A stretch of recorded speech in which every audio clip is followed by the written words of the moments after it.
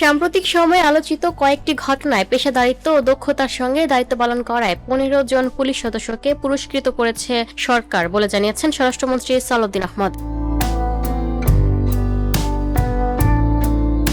সোমবার সচিবালয়ে সাংবাদিকদের সঙ্গে আলাপকালে তিনি জানান, রামিসা হত্যা মামলায় দ্রুত ডিএনএ পরীক্ষা ও ময়নাতদন্ত সম্পন্ন করে চার্জশিট দাখিল, দৌলতদিয়া ঘাটে দায়িত্বশীল ভূমিকার মাধ্যমে প্রায় ৫০ জন বাসযাত্রীর প্রাণ রক্ষা এবং মুন্সিগঞ্জের গজারিয়ায় এক কিশোরী হত্যা মামলায় রহস্য দ্রুত উদ্ঘাটন করে আসামিদের গ্রেফতারের মতো কাজের স্বীকৃতি হিসেবে পুরস্কার দেওয়া হয়েছে। স্বরাষ্ট্রমন্ত্রী বলেন, ভালো কাজের স্বীকৃতি এবং খারাপ কাজের তিরস্কার দুই ব্যবস্থাই সরকার চালু রাখতে চায়। তার ভাষায়, দুষ্টের দমন ও শিষ্টের পালনে বিশ্বাসী সরকার দায়িত্বশীল কর্মকর্তাদের উৎসাহিত করতে বদ্ধপরিকর।